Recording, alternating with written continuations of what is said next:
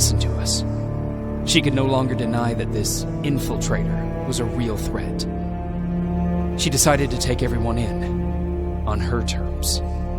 The shelter was on high alert, but thanks to the intel I gathered in Pasadena, we slowed the advance of the Annihilation Line and gained some time. Just enough to start preparing the counterattack.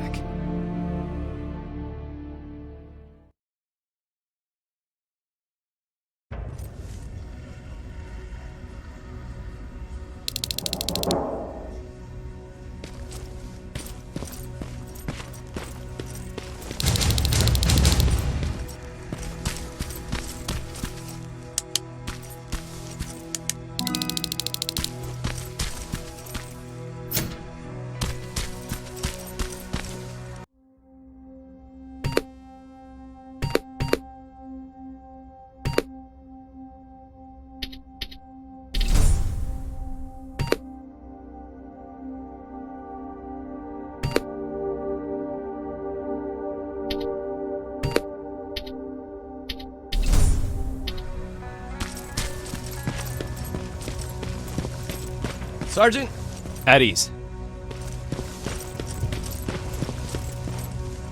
Well, look at you, Sergeant.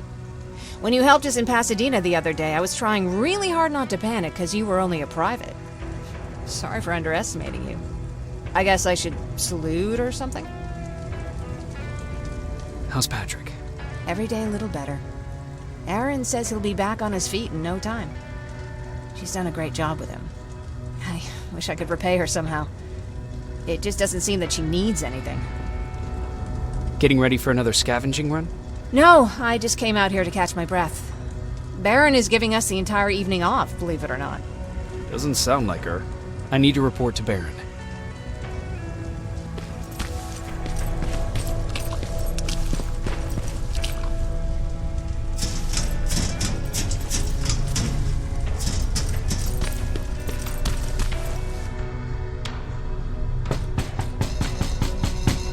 Rivers, DN 46890.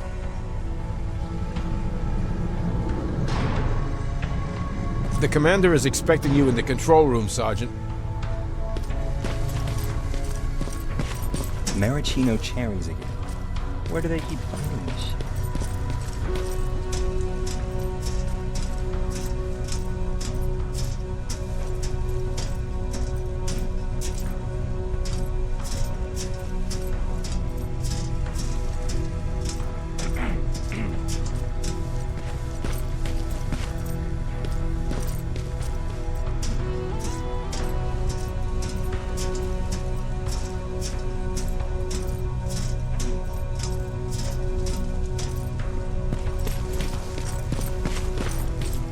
I don't get it. How did they bring that buggy down here? Hey, I'm just catching up with Mark. I'll get back to work in a couple of minutes. You won't tell, right? But no, seriously, you won't tell, right?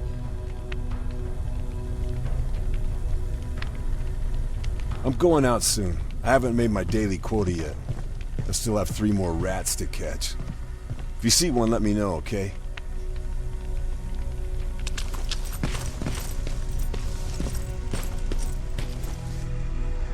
Hey Ryan, how's everything? Exactly as you would imagine.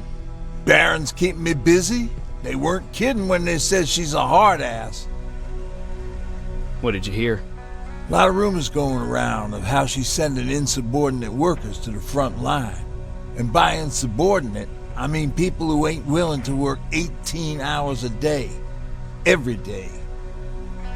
What happened after you started your camp? Honestly, not that much. At least not in the beginning. When we gave up on the idea of getting in touch with anyone, we just tried to adapt. Temperatures fell, we had to scavenge for food. All of a sudden, that became our life. Didn't you try to reach home? Some people did.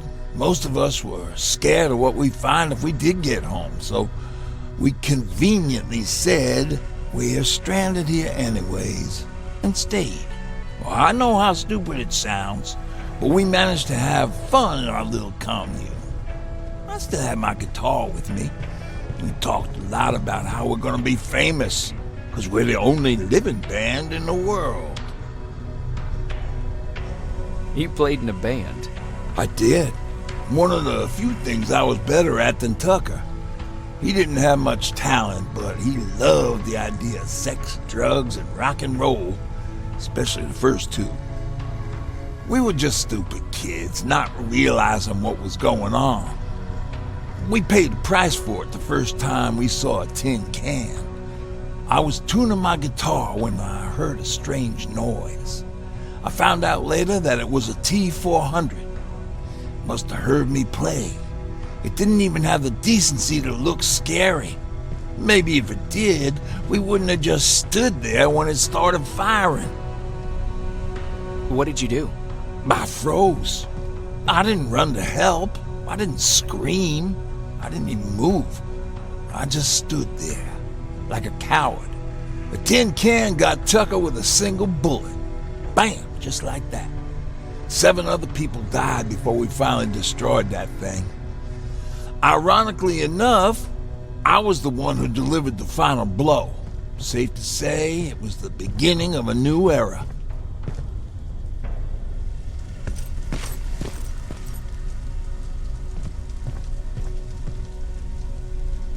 Do you need anything? Can I see your hardware?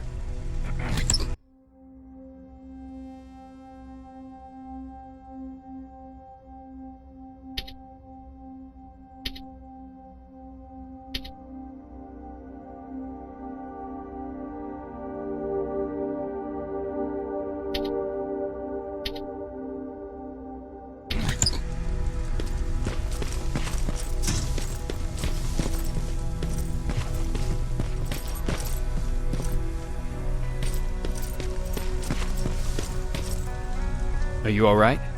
Me? Honey, I'm about the most well-adjusted person in this goddamn place. It's the others you should be concerned about. You mean Ryan? Ryan ain't so hot either, but that's another story. Jennifer? I'm worried about her. I'm the one that asked Baron to give her team a little break. Jennifer's been busy scavenging supplies for the soldiers, and she hardly had time to see Patrick. And now she's finally got a day off. She's avoiding him like the plague. How's Patrick doing? He's fine, but it wouldn't kill you if you checked on him yourself. Is there anything you need? No. I have to say the Resistance is pretty well supplied. Don't tell me you miss running errands for me. I don't believe that for a second. And what about something other than medicine? Honey, I'm not shy. I'll let you know if I need anything, okay? But thank you for asking. Take care.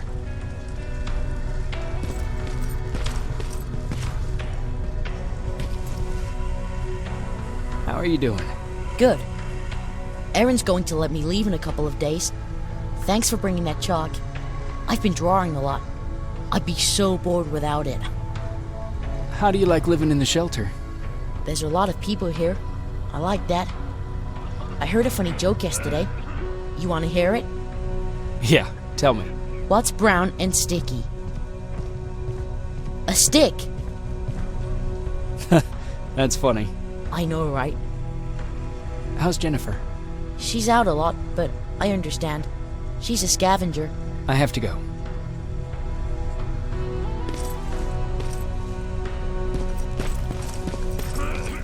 Alvin lost his spider scout again. Man, I saw it crawling through the shelter earlier. Almost gave me a heart attack.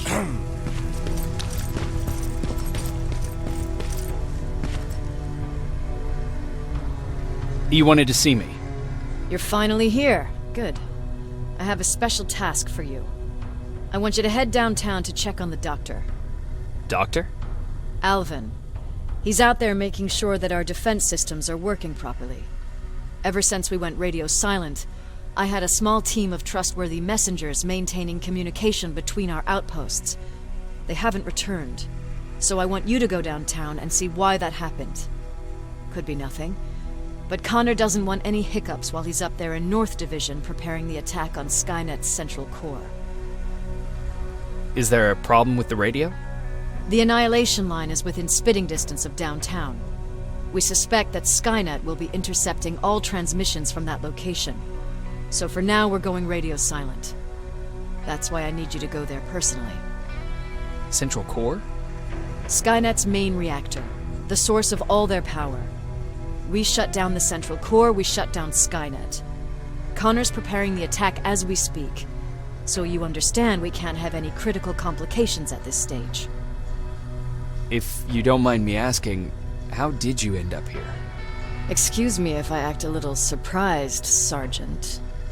But no one in here thinks it's wise to ask their superior personal questions. But since you did, I'll humor you. So, how did I get here? The same way you did. I was born, raised, and given a gun. We don't really have a say in what we do we? Or do I assume too much? Was it any different for you? Why do you fight, Sergeant? It's the right thing to do. There's nothing noble in what we do. Humans were fighting humans since the beginning of time. It just so happens that right now we have a common enemy. If it wasn't for the machines, we'd probably be fighting each other.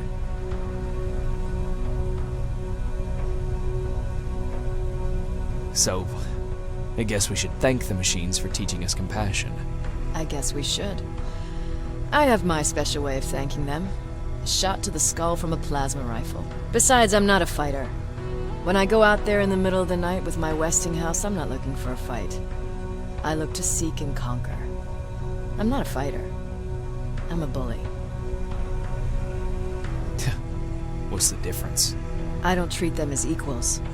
And although I know they're just machines, I want them to fear me. No one ever stands up to bullies. But I have to admit, it has its downsides. One of them being that no one ever asks me a personal question. At least not since Perry died. So congratulations, Rivers. Takes guts to stand up to a bully. I guess since your promotion, you got a little more cocky. Good for you.